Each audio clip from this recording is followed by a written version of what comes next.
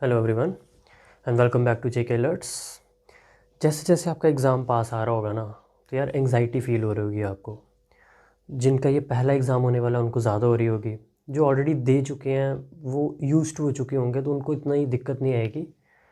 But जो इससे ज़्यादा एक्सपेक्टेशंस रख रहे हैं इस एग्ज़ाम से, या जिनका ये फर्स्ट एग्ज़ाम है, डेफिनेटली उनसे अब पढ़ाई नहीं हो पा रही होगी। बहुत कुछ दिमाग में चल रहा होगा कि यार अभी जीके भी रिवाइज़ करने वाली रहती है थोड़ी सी, मैथ का भी कुछ पोर्शन अभी है जहाँ दिक्कत है, प्लस इंग्लिश में भी इतनी कमांड नहीं फ़ील हो रही है। ऐसा होता है, कभी भी आप एग्ज़ाम में जा ही नहीं सकते 100% कॉन्फिडेंस के साथ। वो तभी पॉसिबल है जब आपने कुछ साल एक पहले की मेहनत की हो, जो आप लोगों ने नहीं की है। साफ साफ बात ये है कि आपको नींद बहुत देर से खुली है। हम सोचते हैं यार क्लास 4 का तो एग्ज़ाम है, कर लेंगे 1.5-2 महीने में। 1.5-2 महीने में वो बच्चा कर पाता है जिसने पहले से कहीं ना कहीं से तो पढ़ा हुआ है, एटलीस्ट एक बारी तो वो तैयारी कर चुका है। हाँ, बीच में गैप ले लिया, किसी भी वजह से कुछ और शुरू कर दिया, मतलब आप वापस आए हो, अगर एक बारी तैयारी करके फिर वापस आए हो तो फिर भी आप 1.5-2 महीने में कोप अप कर लोगे। बट एक नए कैंडिडेट को दिक्कत आती ही आती है। बट चलो, जितना भी है we will try our best. और आपने भी हिम्मत नहीं हारनी है, बहुत पढ़ चुके हैं। और अगर इतना अच्छे से इम्प्लीमेंट कर पाए एग्ज़ाम में तो फिर सिलेक्शन कोई नहीं रोक पाएगा। दिक्कत इम्प्लीमेंटेशन की है, इम्प्लीमेंट नहीं हो पाता बिकॉज बहुत प्रैक्टिस चाहिए यार, बहुत ज़्यादा। एग्ज़ाम इजी आएगा तो कट ऑफ बढ़ जाएगा, तो वहाँ भी कोई फ़ायदा नहीं है कि एग्ज़ाम इजी भी आ जाए तो कोई फ़ायदा हो जाएगा आपका, क्योंकि फिर सब बच्चे कर लेंगे। तो हम तो चाहते हैं एग्ज़ाम थोड़ा सा मॉडरेट लेवल का रहे, ताकि रिफाइनिंग अच्छे से हो जाए, ताकि अगर आपको वो चीज़ आती है तो सिर्फ वो आपको आती हो, वो हर बच्चा ना कर पाए वो चीज़। उसी से फ़ायदा होगा ना आपका। थोड़ा सा तो लेवल हो एग्ज़ाम का एटलीस्ट। कहने में तो क्लास 4 का है, बट आप जानते हो लेवल तो थोड़ा होगा। बिल्कुल इजी क्वेश्चन नहीं होंगे। अब जैसे ये क्वेश्चन है, ये क्वेश्चन अगर आप ट्राई करो ना तो यार नहीं हो पाएगा। और अगर कर भी लोगे ना तो ज़्यादा नहीं, मैं कहता 6 से 7 मिनट तो लोगे।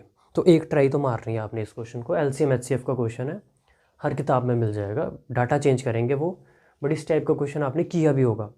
पहले एक ट्राई कर लो। पहली बात तो यह है कि आपको ये क्वेश्चन नहीं हो पाएगा, आपसे पहले एलसीएम निकालने में दिक्कत आएगी, फिर आपको समझ नहीं आएगा कि रिमाइंडर सीधा ऐड किया जाए, क्या किया जाए, इसको कैसे यहाँ तक पहुँचाया जाए। और अगर बाई चांस कोई बच्चा बहुत दिमाग लगा के कर भी लेगा ना तो he will definitely take more than 5 minutes. मैं कर दूंगा आपको 30 सेकंड में, लेकिन पहले खुद का दिमाग एक बार लगाओ, वो बहुत ज़रूरी है। कॉन्सेप्ट्स तभी डेवलप होते हैं जब आप इस पर कुछ गलती करोगे, आपको तभी तो पता चलेगा मैं कहाँ गलत जा रहा था। मैं इसको बेसिक मेथड से नहीं करने वाला हूँ, क्योंकि मैं एलसीएम एचसीएफ के सारे क्वेश्चन कहाँ से बनाता हूँ, ऑप्शन से। तो ऑप्शन से ही सिखाने वाला हूँ आपको। लेकिन पहले आप एक बार बेसिक मेथड से जाओ। एलसीएम निकालोगे आप, जितनी वैल्यूज़ दी होती है इन सभी का एलसीएम निकालना होता है। एलसीएम निकाल के एक नंबर आएगा। फिर आगे जो प्रोसीजर है इट्स लेंथी प्रोसीजर, क्योंकि इसको फिर मेरे को 5 डिजिट का नंबर बनाना पड़ेगा। जो भी एलसीएम आएगा उसके मल्टीपल लेने पड़ेंगे, लंबा मेथड जाता है और क्वेश्चन करने में टाइम लगता है। इवन मुझे भी बेसिक मेथड से जाना पड़े तो मैं 3 से 4 मिनट तो लूँगा। इवन मुझे टेबल अच्छे से आते हैं। अब देखो, मुझे इस क्वेश्चन को एग्ज़ाम में करना पड़ेगा तो क्या करूँगा। Find the largest number of 5 digits. तो सबसे बड़ा 5 डिजिट नंबर क्या होता है? 99999, 5 बार 9। विच वन डिवाइडेड बाय, इन सभी में से किसी से भी डिवाइड किया जाए तो रिमाइंडर क्या आएगा? 10। वो ऐसा बड़े से बड़ा नंबर बताओ 5 डिजिट का जिसको इनमें से किसी से भी डिवाइड किया जाए तो रिमाइंडर क्या आ जाए? 10।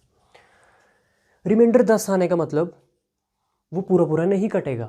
जैसे अगर आपको मैं बोलूँ कि 27 को 17 से डिवाइड करो, तो आप बोलोगे 17 1 सा 17, रिमाइंडर आ गया 10। रिमाइंडर 10 आने का मतलब 27 17 से नहीं कटा। तो अगर मुझे यहाँ पे कोई नंबर चाहिए जो 17 से कटे तो मुझे 10 उसमें से माइनस करने पड़ेंगे। अगर मैं 27 में से 10 घटा दूंगा तो पीछे जो नंबर आएगा 17, वो 17 से पूरा पूरा डिविजिबल होगा। ये बात सही है कि नहीं? जो रिमाइंडर आता है अगर उसको घटा दिया जाए तो पीछे जो नंबर बचता है, रिजल्टेंट नंबर, वो डिवाइजर से पूरा पूरा डिविजिबल होता है। वही बोल रहा है कि यहाँ पे रिमाइंडर 10 बच रहा है हर केस में। तो एक काम करते हैं, हम अपने ऑप्शन चेंज कर लेते हैं।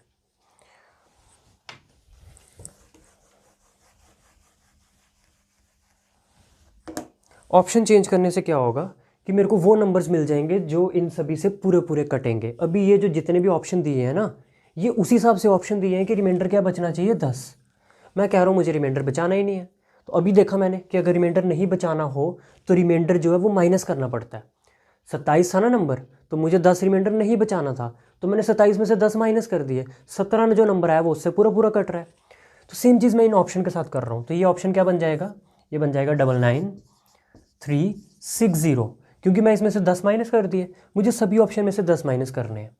ये क्या बन जाएगा 99,960, ये बन जाएगा 99, 601 में से 10 के 591, और ये बन जाएगा 99,460। ये जो आ गए ना 4 नंबर, ये इन सभी से पूरे पूरे कटेंगे। अब इन चारों में से एक ही कटेगा, सारे थोड़ी कटेंगे। तो पेपर में भी ये ऑप्शन मोल्ड करके लिखने की ज़रूरत नहीं, यहीं पे आइडिया लगा लेना है कि 7 की जगह 6 कर लो। अब एक चीज़ नोटिस करो कि मुझे जितने भी नंबर दिए थे जिनसे डिवाइड करके चेक करना था, क्या उनमें कहीं पे 9 आ रहा है। तो 16 की बात करें तो 16 होता है 4 × 4। 24 की बात करें तो 24 होता है 8 × 3। 30 की बात करें तो 30 होता है 10 × 3। और 36 की बात करें तो 36 होता है 9 × 4। मुझे 9 मिल गया। मेरी तलाश 9 की ही होनी चाहिए। 9 के बिना LCM HCF के क्वेश्चन नहीं बनते। मोस्ट ऑफ द केसेस में आपको 9 दिख जाएगा या 3 दिख जाएगा, दोनों में से कोई भी दिख जाए बात बन जाती है। वैसे 9 को खोजने की कोशिश करना, 9 बहुत ज़्यादा फ़ायदा देता है। तो मुझे 9 मिल गया ना, क्योंकि 36 में 9 छुपा हुआ था। 36 9 के टेबल में आता है। आप बोलोगे 12 के टेबल में भी आता है, डेफिनेटली आता है। तो इसका ये थोड़ी मतलब है कि 9 के टेबल में नहीं आता। वो 12 में भी आता है, वो 18 में भी आता है, वो 4 में भी आता है। बट मुझे तलाशना था कि क्या वो 9 के टेबल में इनमें से कोई नंबर आता है। तो 9 के टेबल में 36 मिल गया। कोई चीज़ 36 से कटती है तो वो डेफिनेटली 9 से ज़रूर कटती होगी। मैं दिखा देता हूँ। 36 का टेबल लिखते हैं। 36 1 ज़ा 36, 36 2 ज़ा 72, 36 3 ज़ा 108, 36 4 ज़ा 144, 36 5 ज़ा 180, 36 6 ज़ा 216, 36 7 ज़ा 252, 36 8 ज़ा 288 एंड सो ऑन। आगे लिखने की बहुत ज़्यादा ज़रूरत नहीं है। अब ये जितने भी नंबर हैं ये सारे 36 के टेबल में आते हैं। तो 36 से तो ये सारे कटते होंगे। बट मैं बता दूं ये सारे के सारे नंबर 9 से भी कटते हैं, क्योंकि 9 के लिए क्या चेक करना होता है, सम ऑफ डिजिट्स। तो इसका सम ऑफ डिजिट्स कितना बन रहा है, 6 और 3 9, 7 और 2 इसका भी 9 बन रहा है, 8 और 1 इसका भी 9 बन रहा है, 4 4 8 और 1 इसका भी 9 बन रहा है, 8 और 1 इसका भी 9 बन रहा है, 6 और 1 7 और 2 इसका भी 9 बन रहा है, 5 और 2 7 और 2 9 इसका भी 9 बन रहा है, 8 8 16 और 2 18। तो 18 भी तो 9 के टेबल में आता है। और अगर इसका फर्दर सम ऑफ डिजिट्स करो तो 9 ही बनेगा। कहने का मतलब जो चीज़ 36 के टेबल में आ रही थी वो 9 के टेबल में डेफिनेटली आएगी। तो ये बात पे मेरे से एग्री करते हो आप। मेन चीज़ ही आपको दिखाने की ज़रूरत नहीं थी, इतनी आपको अंडरस्टूड समझ होनी चाहिए कि अगर कोई चीज़ 10 के टेबल में आती है ना तो वो 5 के टेबल में ज़रूर आएगी। जो चीज़ बड़े टेबल में आती है वो छोटे टेबल में ज़रूर आती है। तो जो चीज़ 36 में आ रही थी वो 9 में तो आनी थी, क्योंकि 9 36 का फैक्टर है। तो मुझे पता चल गया कि ये जितने भी नंबर है ना इनमें से मुझे वो वाला चेक करना जो 9 से कटता हो, क्योंकि मैंने इन सभी में 9 को ढूंढ लिया। तो अगर ये नंबर 9 से कटते होंगे तो इनका सम ऑफ डिजिट्स 9 होना चाहिए। इनमें से सभी का सम ऑफ डिजिट्स 9 नहीं बनेगा। सम ऑफ डिजिट सिर्फ एक का 9 बनेगा, और वो है हमारा फर्स्ट ऑप्शन। कैसे, 9 और 9 18, 18 और 3 21, 21 और 6 27। सम ऑफ डिजिट्स करो, 7 और 2 9। तो 9 सिर्फ पहले ऑप्शन में बन रहा है। इट मीन्स आपका ये वाला ऑप्शन करेक्ट है। बाकी कोई ऑप्शन करेक्ट नहीं हो सकता, किसी में सम ऑफ डिजिट्स 9 बन ही नहीं सकता। यहाँ चेक कर लो, 9 9 18 और 9 27 और 6 33। तो 33 का सम ऑफ डिजिट्स कितना बन रहा है, 6। 6 से बात नहीं बनेगी। इसका देख लो, 9 9 18 और 5 23, 23 और 9 32 और 1 33। इसका भी 33 बन रहा है, मतलब 6 बन रहा है, नई बात बनी। 9 9 18 4 22 और 6 28। तो 28 का सम ऑफ डिजिट्स क्या बन रहा है, 10। तो 10 थोड़ी चाहिए, मुझे सम ऑफ डिजिट्स 9 चाहिए था और वो पहले ऑप्शन से बन गया। लेकिन हाँ, ऑप्शन पहले मोल्ड करने से ऑप्शन में से क्या घटाना था, 10 घटाना था। 10 घटाओगे तो ये 9 से कटेगा, नहीं तो नहीं कटेगा। इसको सोचोगे कि मैं 9 से काट लेता हूँ, नहीं कटेगा, क्योंकि इसमें 10 रिमाइंडर भी बच रहा है। जब भी ऐसा क्वेश्चन आ जाए, सबसे पहले जो रिमाइंडर बच रहा है वो ऑप्शन में से घटा दो, सभी ऑप्शन में से, क्योंकि आपको पहले थोड़ी पता कौन सा आंसर है। तो जितने ऑप्शन दिख रहे हैं उसमें से रिमाइंडर ये वाला माइनस कर दो, तो आपके ऑप्शन चेंज हो जाएंगे। फिर जब ऑप्शन नए वाले बन जाएंगे ना, तो जो नंबर दिए होंगे ना पीछे, उनमें 9 ढूंढना है। और 9 कई बार डायरेक्टली दिख जाएगा, कई बार किसी नंबर में छुपा होगा। जैसे मान लो 54 दे दिया उसने, तो 54 में 9 है कि नहीं? 54 इज़ 9 इंटू 6। लेट सपोज उसने 72 दे दिया, 72 में क्या होता है? 9 होता है कि नहीं? 9 इंटू 8 72। मतलब आपको टेबल आने चाहिए जिससे आपको 9 की पहचान हो जाए। और मैं बता रहा हूँ 9 होता ही होता क्वेश्चन में, मतलब लगभग 90% क्वेश्चन में 9 होता ही होता है। और एग्जाम में अगर ये क्वेश्चन आया तो डेफिनेटली 9 होगा। 9 नहीं होगा तो 3 होगा, और 3 भी होगा तो 3 के लिए भी क्या चेक करना है? Sum of digits. Divisibility rules number system का पार्ट है। नंबर सिस्टम आपके सिलेबस में नहीं है, इसलिए मैंने नहीं पढ़ाया। जूनियर असिस्टेंट वालों को पढ़ाऊँगा, क्योंकि हमारे पास अभी 2 महीने हैं। उनका एग्ज़ाम तो मई में जाके है ना, तो we have March and April, तो उनका तो ईजिली हो जाएगा। बट क्लास 4 में इससे ऊपर का क्वेश्चन मैं एक्सपेक्ट नहीं करता हूँ, कि जिसमें रिमाइंडर भी बच रहा हो, यहाँ नंबर भी दिए हों, और बाद में बोला हो कि ये 13 से डिविजिबल भी होगा। वो क्वेश्चन एसएससी के सीजीएल के टायर 2 में आते हैं, टायर 1 में भी नहीं आते। मतलब इतने हार्ड लेवल के क्वेश्चन आपको बेसिक एग्जाम में नहीं दिखेंगे। आपका क्लास 4 का एग्ज़ाम है, आपके कॉन्सेप्ट ज़रूर वो चेक करेगा, बट इतने भी नहीं कि आपको एक क्वेश्चन को 15-15 मिनट लगे। वो वाले क्वेश्चन नहीं आएंगे, आपको बेसिक आएंगे। ये एक बेसिक ही क्वेश्चन था, बिकॉज इसमें 2 चीज़ें करनी थी आपको। एक रिमाइंडर घटाना था, दूसरा आपको 9 ढूंढना था। 9 मिलते ही आपको पता चल गया अब सम ऑफ डिजिट्स जिसका 9 बन गया वहाँ बात बन जाएगी। और सम ऑफ डिजिट्स सभी ऑप्शन का 9 नहीं बनेगा। फिर क्वेश्चन कैसे बनाएगा वो? अगर सभी में ही सारे के सारे डिवाइड हो जाएंगे तो फिर 8 से चेक करना पड़ेगा। मतलब ऐसा क्वेश्चन बन जाता है, मैं नहीं कह रहा नहीं बनता, बट एग्जामिनर चालाक होता है, वो आपकी प्रेजेंस ऑफ माइंड भी चेक करता है कि क्या आप ऑप्शन देख के वो चीज़ बना सकते हो। और एलसीएम एचसीएफ में ऑप्शंस डू हेल्प, ऑप्शन से ही बन जाता क्वेश्चन। आपकी जो भी बुक होगी ना, ये ऑप्शन मैंने खुद से नहीं बनाया है, ये एज इट इज़ मुझे क्वेश्चन जहाँ से मिला है ये वहाँ के ऑप्शन है। तो खुद देख लो, वो भी तो चाहते तो चारों ऑप्शनों में 9 बना देते। फिर ये करना पड़ेगा बेसिक मेथड से। बेसिक मेथड से लगेंगे 10 मिनट, और 10 मिनट ख़राब करके ये क्वेश्चन करना कोई समझदारी नहीं है। नेक्स्ट क्वेश्चन पे चलते हैं, बिकॉज मुझे आपको क्वेश्चंस के थ्रू ही अब चीज़ें समझानी है। अब ये एवरेज का क्वेश्चन है and not a difficult one, ये आप बना लोगे। देखो, a batsman makes a score of 87 runs in the 17th innings and this increases his average by 3, find his average after 17th innings. मतलब एक बैट्समैन ने अपने 17th मैच में 87 रन बना दिए, तो उसकी वजह से एवरेज उसका बढ़ गया। उसका एवरेज जो पहले था उससे उसका एवरेज अब 3 बढ़ गया। तो बताओ अब उसका एवरेज कितना है? क्या मुझे इसमें उसकी 16 इनिंग्स का एवरेज पता है? मुझे सिर्फ इतना पता है कि उसने 17वें मैच में कितना रन बनाए, 87। तो इस क्वेश्चन को मैं करूँगा सम से। कैसे? सम कितने मैचेस का? 16 का, प्लस 17वें मैच में कितने रन बनाए, बराबर सम कितने का निकल जाएगा? 17 मैचों का। 16 का सम, 16 मैचों में कुछ रन होंगे ना, उसका पूरे का सम प्लस 17वें मैच में कितने रन बना रहा है, ये किसके बराबर होगा? पूरे के पूरे 17 मैचों का सम। 16 में भी तो कुछ रन होंगे ना उसके, वो मुझे नहीं पता, करते हैं पता कितने होंगे। 17th के पता है मुझे, 17th में उसने 87 बनाए हैं, और पूरे के पूरे 17 मैचों का फिर प्लस करके बन जाएगा। 16 में 17वें मैच के रन जोड़ोगे तो पूरे के पूरे 17 मैचों के रन बन जाएंगे। अब मुझे जब 16 का एवरेज नहीं पता है तो एक्स मान लेता हूँ, तो बन जाएगा 16 इंटू एक्स। सम निकालने का क्या फॉर्मूला होता है? Average multiplied by number. तो नंबर तो पता है कि 16 मैच है, बट एवरेज नहीं पता, तो एक्स मान लिया। लेकिन एक चीज़ क्वेश्चन से पढ़ो कि 87 रन बनाने की वजह से अब की बार उसका एवरेज कितना बढ़ चुका है? 3 बढ़ चुका है, इंक्रीज। तो जो 17 का सम होगा ना, वो 17 इंटू एक्स नहीं होगा, वो होगा 17 इंटू एक्स प्लस 3। जो भी उसका पहले एवरेज था मुझे नहीं पता, लेकिन उसका नया एवरेज उससे कितना ज़्यादा है? 3 ज़्यादा। कर दिया 3 ज़्यादा। इस क्वेश्चन को इक्वेशन से ही करो तो सबसे बेस्ट ऑप्शन है। अब कुछ भी नहीं करना। 16 इंटू एक्स क्या होता है? 16x plus 87 is equal to 17 into x, 17x plus 17 3 ज़ा 51। सो 16x यहाँ से कट गए, 16x यहाँ से कट गए, एक x बच गया। 51 यहाँ से कट गए, 51 यहाँ से कट गए, 7 में से 1 गए 6, 8 में से 3 गए, 8 में से 5 गए 3।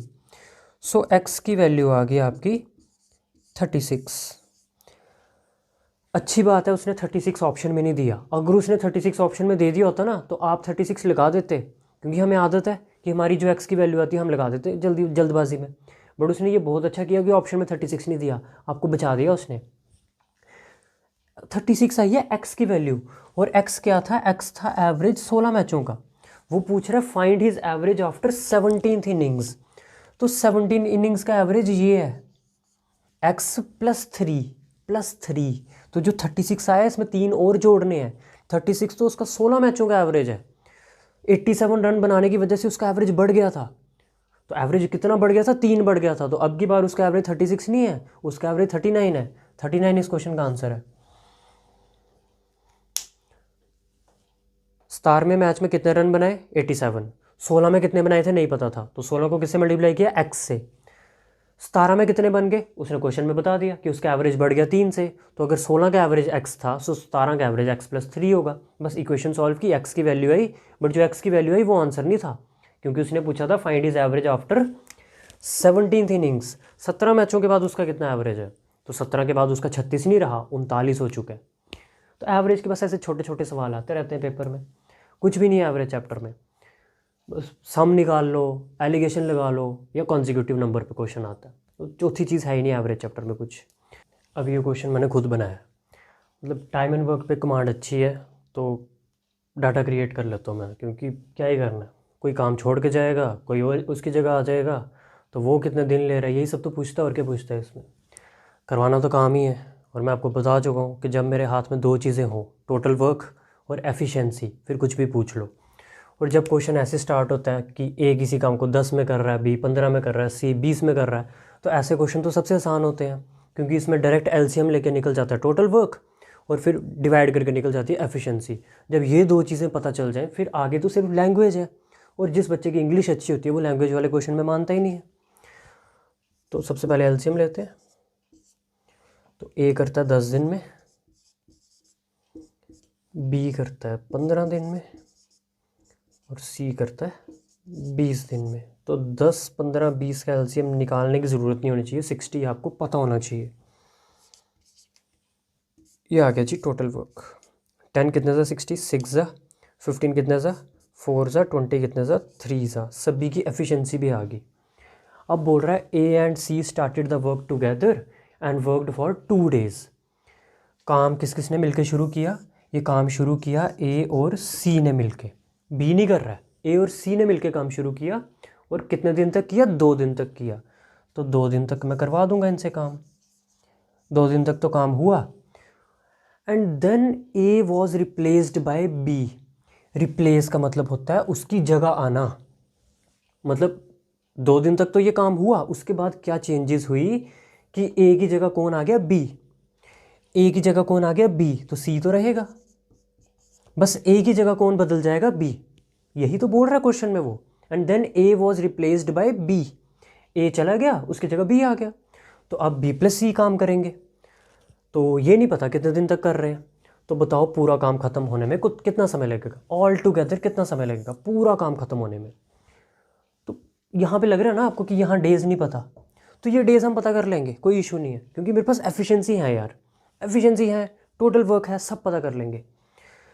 ए और सी से कितने दिन काम कराना है, 2 दिन करवाते हैं। ए कितना करता है 6, और सी कितना करता है 3, दोनों मिलके करेंगे तो 6 और 3 9 नहीं हो जाएगा एक दिन में, एक दिन में। एफिशिएंसी का मतलब होता है एक दिन में। ए और सी से मिलकर करवा रहा हूँ, ए 6 चेयर्स बनाते हैं एक दिन में, सी 3 चेयर्स बनाता है एक दिन में। तो एक दिन में मेरी 9 चेयर्स बन रही हैं कि नहीं, एक दिन में। तो काम करवाना है 2 दिन, 2 दिन में 18 बना देंगे, 2 दिन में 18 चेयर्स बन गई। मतलब यहाँ तक मैं कह सकता हूँ मेरा 18 काम हो चुका है। काम है कितना, 60 चेयर्स बनवानी है, जिसमें से 18 बन गई। तो 60 में से 18 गए, पीछे कितनी बची, 42। ये 42 चेयर्स किसको बनानी पड़ेंगी, बी और सी को। और बी और सी एक दिन में कितना काम करते हैं, बी करता है 4, सी करता है 3, 4 और 3 7, एक दिन में कर देंगे 7, एक दिन में। करवाना कितना है, 42। खुद बताओ कितने दिन लगेंगे, एक दिन में 7 काम करते हो, काम करना है 42, तो क्या 6 दिन में नहीं हो जाएगा। 42 काम कराना है और आप एक दिन में 7 करते हो, 7 1 ज़ा 7 6 ज़ा, इसका मतलब बी और सी को कितने दिन काम करना पड़ेगा? 6 दिन। बी और सी अगर 6 दिन काम करेंगे तो they will definitely make 42 chairs. तो क्या मेरी पूरी की पूरी 60 कुर्सियाँ बन नहीं गई? 18 इन्होंने बना दी थी, बची 42 उन्होंने बना दी। तो 42 और 18 60 कुर्सियाँ बन गई, पूरा काम हो गया। कितना समय लगा? 2 दिन पहले लगे थे, 6 दिन बाद में लगे। 2 और 6 8, 8 इस क्वेश्चन का आंसर है।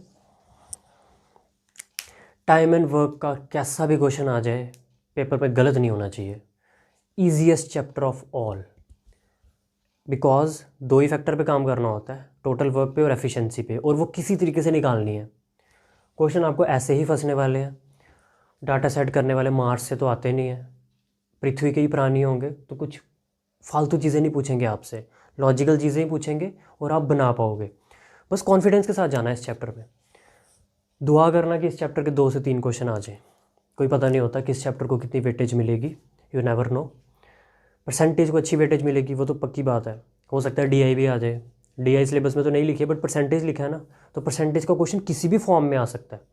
वो आप गेस नहीं कर सकते कि वोटर वाला क्वेश्चन आएगा, कमीशन वाला क्वेश्चन आएगा, फ्रूट वाला क्वेश्चन आएगा, तो क्वेश्चन कैसा भी आ सकता है।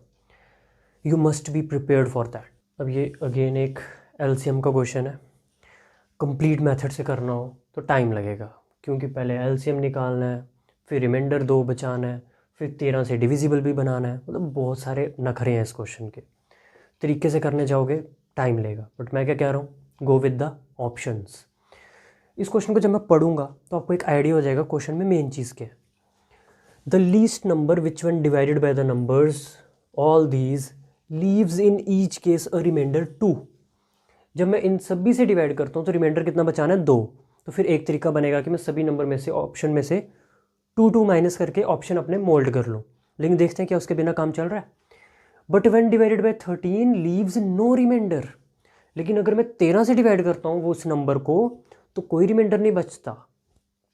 ये बहुत इंपॉर्टेंट बात है, कोई रिमाइंडर नहीं बचता। कब? जब 13 से डिवाइड करता हूँ। इसका क्या मतलब हुआ कि वो नंबर 13 के टेबल में आता है। जो नंबर 13 के टेबल में आता होगा, जब उसको 13 से डिवाइड करोगे तो रिमाइंडर नहीं बचेगा। जैसे 13 के टेबल में 52 आता है, तो अगर इसको मैं 13 से डिवाइड करूँगा तो 13 4 ज़ा 52, रिमाइंडर क्या बचेगा? 0। तो मुझे चेक करना है इनमें से कौन सा नंबर 13 से पूरा पूरा कटता है। पहला नंबर की बात करूँ तो वो है 564। अगर उसको मैं 13 से डिवाइड करता हूँ तो 13 4 ज़ा 52, पीछे बचे 44, 13 3 ज़ा 39, रिमाइंडर कितना बच गया? 5। वो कह रहा है रिमाइंडर बचना ही नहीं चाहिए, मेरा रिमाइंडर 5 बच रहा है, इसका मतलब ये आंसर नहीं हो सकता। अगला नंबर है 382। अगर मैं 382 को 13 से डिवाइड करूँ तो 13 2 ज़ा 26, 8 में से 6 गए 2, 3 में से 2 गए 1, आगे से उतरेगा 2, 13 9 ज़ा 117, रिमाइंडर कितना बच गया? 5। यहाँ भी रिमाइंडर 5 बच गया, तो ये भी आंसर नहीं हो सकता। 962 चेक करते, तो 962 को जब आप 13 से डिवाइड करोगे तो 13 7 ज़ा 91, बचे 5, 52, 13 4 ज़ा 52, रिमाइंडर आ गया 0। तो इस नंबर ने रिमाइंडर 0 दिया, यही आंसर है। अगला वाला फॉर्मेलिटी के तौर पे चेक करना तो कर लो। 955 डिवाइडेड बाय 13, 13 7 ज़ा 91, बचे 4 45, 45 13 के टेबल में नहीं आता, 13 3 ज़ा 39, रिमाइंडर आ गया 6। तो ये भी आंसर नहीं है। सो LCM HCF में मेरी बात मानो, हमेशा ऑप्शंस की हेल्प लेना। ऐसा एक ही ऑप्शन होगा जो आपके क्वेश्चन को सेटिस्फाई करेगा, सारे नहीं करेंगे। ध्यान रखना, ऑप्शन यूज़ कर लेना। तरीके से क्वेश्चन करने जाओगे बड़े लेंथी क्वेश्चन होते हैं LCM HCF के। सो बता रहा हूँ मैं, थोड़ा थोड़ा आइडिया दे रहा हूँ आपको कि ऑप्शन कैसे यूज़ करने हैं। और ऐसे टाइप के क्वेश्चन में ही ऑप्शन यूज़ करने का फ़ायदा है जहाँ लेंथी ज़्यादा होगा। बाकी कैंडिडेट्स अगर इसको ट्रेडिशनल वे में करने जाएंगे ना, तो इतना लेंथी क्वेश्चन में गलती होने का चांस होता ही होता है। प्लस एग्ज़ाम प्रेशर में गलती हो भी जाती है, कोई बड़ी बात नहीं है। एक बार मैंने ऐसी गलती कर दी थी कि 6 × 6 30 लिख दिया था, और मैं सोचता रहा कि कहाँ गलत हो गया क्वेश्चन, जबकि 6 6 ज़ा 30 लिखा हुआ था। कुछ भी हो जाता है एग्ज़ाम में। मतलब स्टार्टिंग में नर्व्स सभी फील करते हैं, धीरे धीरे जब आप एग्ज़ाम देते रहते हो रेगुलरली, फिर आपको एग्ज़ाम प्रेशर बिल्कुल फील नहीं होता, क्योंकि आप यूज्ड टू हो चुके हो उस एनवायरनमेंट में। बहुत अच्छी बात है, एग्ज़ाम ऑफलाइन है, टेंशन कोई नहीं। एग्ज़ाम में 2 घंटे हैं, टेंशन और ख़त्म। बस अपनी तैयारी जितनी है ना उस पर कायम रखना। ये मतलब ये नहीं करना कि जो पढ़ा हुआ क्वेश्चन है वो भी गलत कर दोगे आप, तो फिर फील होता है कि यार पढ़ा भी था ये टॉपिक, क्वेश्चन फिर भी नहीं हुआ। जितना पढ़ा है समझ लो वो दिमाग में छप के होना चाहिए आपके। Let's take another question. अब मैंने एक क्वेश्चन प्रोबेबिलिटी से लिया जानबूझ के। देखो प्रोबेबिलिटी का क्वेश्चन सीधे सीधे बन जाता है नो डाउट, बट अपने एग्ज़ाम में 2 घंटे होने का फ़ायदा लो। देखो आपको पता है आपको क्वेश्चन कहाँ कहाँ से आना है, या तो कार्ड प्रॉब्लम से आना है, या डाइस प्रॉब्लम से आना है, या कॉइन प्रॉब्लम से आना है। इससे ऊपर का क्वेश्चन आ सकता है, हाँ, या वो वाला क्वेश्चन नॉर्मल वाला आ जाएगा कि एक डब्बे में बॉल्स पड़ी हैं वाइट कलर की, रेड कलर की, तो हमने आंखें बंद करके निकाली, तो बताओ रेड कलर की कौन सी होगी। कुछ बड़ा क्वेश्चन तो नहीं आना ना पेपर में कि मैं बोलूँ 11th-12th की प्रोबेबिलिटी यूज़ होगी, परमुटेशन कॉम्बिनेशन यूज़ होंगे, ऐसा कुछ तो नहीं होगा ना। तो आपको सबसे पहले पेपर में जाके क्या करना है, सैम्पल स्पेस बनानी है। मान लो डाइस वाला क्वेश्चन आ गया, 2 डाइस वाला, तो 2 डाइस में 36 आउटकम्स होते हैं, तो मैंने पूरी की पूरी सैम्पल स्पेस बना ली। सैम्पल स्पेस बनाना कोई मुश्किल काम नहीं है। कैसे करना होता है, पहली डाइस पे 1 रखा और 1 ही रखो, दूसरी डाइस के नंबर चेंज कर लो, फिर दूसरी डाइस पे 2 रखो और फिर नंबर चेंज करते जाओ। मतलब सैम्पल स्पेस लिखना कोई मुश्किल काम नहीं है। मैं एक नंबर कांस्टेंट रखता हूँ और अगला वाला चेंज करता जाता हूँ। जैसे मैंने सभी में 1 रखा और बाकी चेंज कर लिए, 1 2 3 4 5 6, फिर अगले में मैंने हर जगह 2 रखा और बाकी नंबर चेंज कर लिए। सेम मैंने ऐसा कब तक करना, 6 तक, बिकॉज डाइस पे 1 से लेकर 6 तक के नंबर्स होते हैं और कुछ तो होता ही नहीं। अब पढ़ते हैं क्वेश्चन। ठीक है, आपने सैम्पल स्पेस बनानी है पेपर में जाके, रिस्क बिल्कुल नहीं लेना। बिना सैम्पल स्पेस के क्वेश्चन हो जाते हैं, बट उसके लिए ना चीज़ें इमेजिन करनी पड़ती हैं जहाँ आपसे गलती हो सकती है, बिकॉज अभी आप इतने तेज़ नहीं बने हो। तो रिस्क नहीं लेना, मैं बार बार बोल रहा हूँ। एग्ज़ाम में टाइम है 2 घंटे। 2 घंटे भाई सुन के मेरे को बहुत अच्छा लग रहा है, पता क्यों? क्योंकि मैं जितने भी एग्ज़ाम देता हूँ ना उसमें 1 घंटे से ऊपर 1 मिनट नहीं मिलता। 60 मिनट से ऊपर किसी एग्ज़ाम में टाइम नहीं है। एक MTS में 90 मिनट है और यहाँ मिल रहे 120 मिनट। 120 मिनट सुन के मेरे मुंह में पानी आ रहा है यार, बहुत टाइम है। जब इतना टाइम हो ना पेपर में, तो आप चाय पीते पीते भी पेपर दे सकते हो। मतलब करना ही क्या है यार, जीके में तो टाइम नहीं वेस्ट होना, इंग्लिश में भी टाइम वेस्ट नहीं होना। एक मैथ और रीजनिंग को टाइम देना आपने। रीजनिंग भी इतना टाइम नहीं खाएगी यार, क्योंकि रीजनिंग में क्या आएगा, डायरेक्शन वाले क्वेश्चन आ जाएंगे, ब्लड रिलेशन आ जाएगा, नंबर सीरीज आ जाएगी, मतलब बन जाती है। फंसता कहाँ बंदा मैथ में। जीके में फंसोगे नहीं आप। जीके में आपको आता होगा तो टिक करोगे, नहीं आता होगा तो आगे बढ़ोगे। जीके में हर टाइम वेस्ट करोगे, तो टाइम सारा देना मैथ को। मतलब मैं कह रहा हूँ मैथ अगर आधा घंटा भी लेगा ना तो कोई दिक्कत नहीं है। आधा घंटा छोड़ो, अगर 40 मिनट भी मैथ में देने पड़ गए ना तो देना, लेकिन 20 के 20 क्वेश्चन करके आना सही।